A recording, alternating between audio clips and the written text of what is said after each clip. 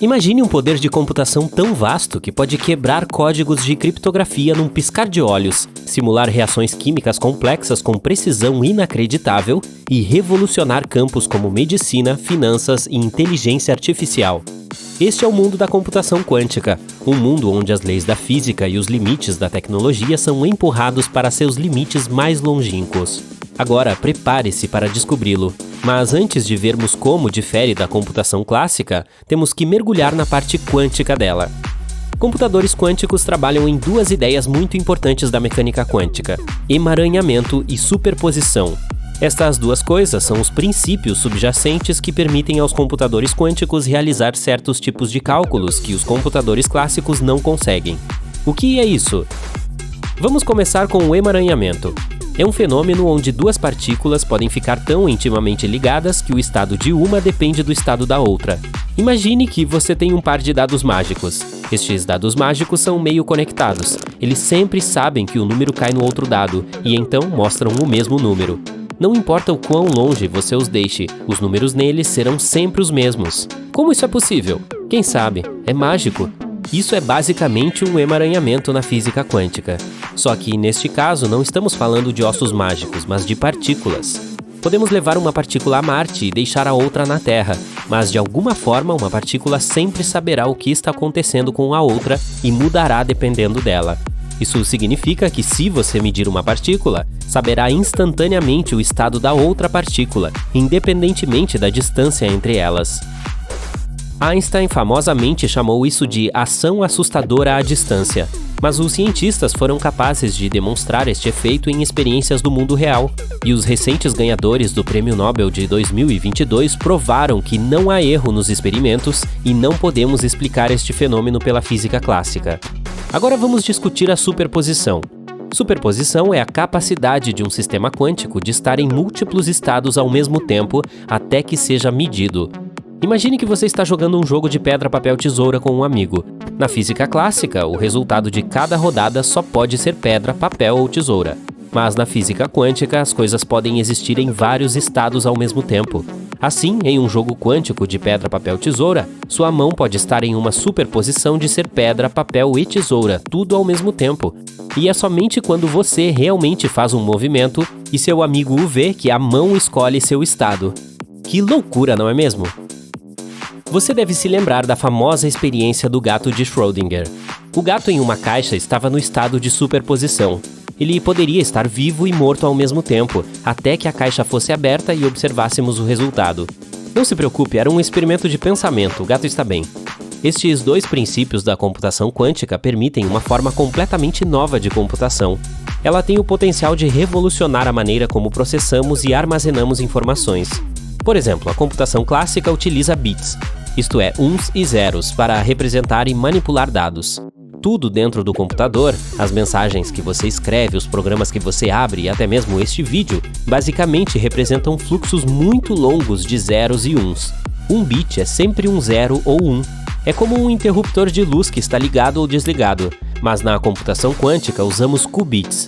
Eles estão no estado de superposição, em outras palavras, podem existir em vários estados ao mesmo tempo. É como se o interruptor de luz pudesse ligar, desligar e tudo o que está entre eles ao mesmo tempo. Agora imagine que você tem esse qubit que está em superposição. Então você emaranha esse qubit com outro qubit. E assim como com nossos dados mágicos, agora o estado de um qubit depende do estado do outro. Para simplificar, a superposição permite que nossos dados existam em múltiplos estados ao mesmo tempo, e o emaranhamento permite que múltiplos dados trabalhem juntos em todos esses estados. Dá para imaginar as coisas que um computador assim poderia fazer? Isso está muito além da nossa computação clássica. É como ter um gênio mágico que satisfaz todos os seus desejos ao mesmo tempo, instantaneamente. E é por isso que a computação quântica é tão empolgante. Estes computadores também têm os chamados algoritmos quânticos, que são conjuntos de instruções que você dá ao computador para que ele possa realizar algumas tarefas específicas. As mais importantes são o algoritmo de Shor, o algoritmo de Grover, o aprendizado de máquina quântico e assim por diante. Uau, Grover tem seu próprio algoritmo? Tomemos o algoritmo de Shor, por exemplo. Esta coisa é um divisor de águas quando se trata de quebrar códigos de criptografia. Imagine que você é um espião tentando quebrar uma mensagem secreta, mas o código é tão forte que um computador clássico levaria milhões de anos para decifrá-lo. Mas espere, você tem uma arma secreta, um computador quântico. Basta usar a superposição para experimentar todas as combinações possíveis ao mesmo tempo. É como ter um anel decodificador mágico que pode desvendar os segredos do universo em pouco tempo. Quanto ao algoritmo de Grover, é como ter um motor de busca superpotente. Imagine que você está tentando encontrar uma agulha em um palheiro, mas este palheiro é tão grande que um computador clássico levaria uma eternidade para pesquisar através dele.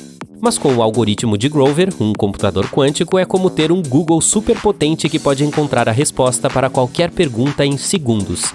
Ele vai encontrar sua agulha muito mais rápido do que um computador normal. Poderíamos também usar isto para criar simulações complexas. Isto realmente nos ajudaria a fazer avanços científicos.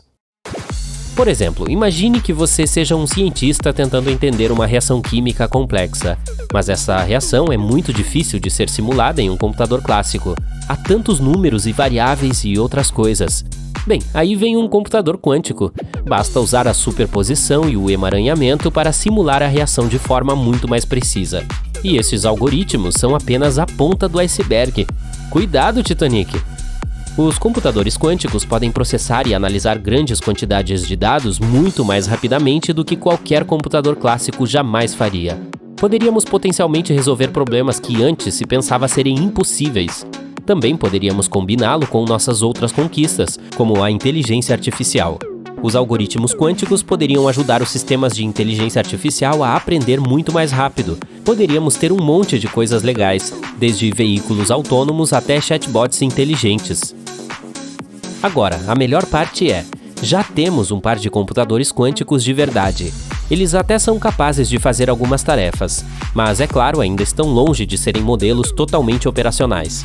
Há alguns desafios enormes na computação quântica que ainda temos que superar. Um dos principais desafios é o número de qubits. Quanto mais qubits você tiver, mais poderoso será seu computador quântico. Entretanto, quanto mais qubits tivermos, mais difícil será controlá-los e estabilizá-los. Isto pode levar a erros e diminuir o desempenho. Podemos resolver este problema usando técnicas mais avançadas de correção de erros. Outra questão é o tempo de coerência. Tempo de coerência é basicamente o tempo que um computador quântico pode manter suas superposições sem que elas sejam perturbadas. Quanto mais longo ele for, mais cálculos o computador pode fazer. Mas, neste momento, o tempo de coerência é bastante curto e os cientistas estão tentando encontrar novas maneiras de torná-lo mais longo. Mas apesar destes desafios, fizemos muitos progressos nos últimos anos. Empresas como Google, IBM e Rigetti construíram processadores quânticos com dezenas de qubits.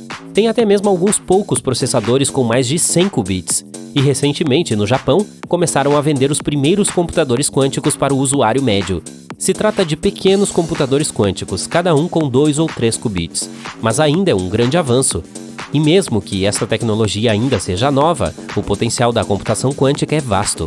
Os cientistas acreditam que os computadores quânticos logo serão capazes de resolver problemas que são atualmente impossíveis para os computadores clássicos, levando a avanços em todas as áreas da vida. É o futuro, e estamos apenas arranhando a superfície do que é possível. Então, vamos mergulhar mais fundo e descobrir o desconhecido juntos.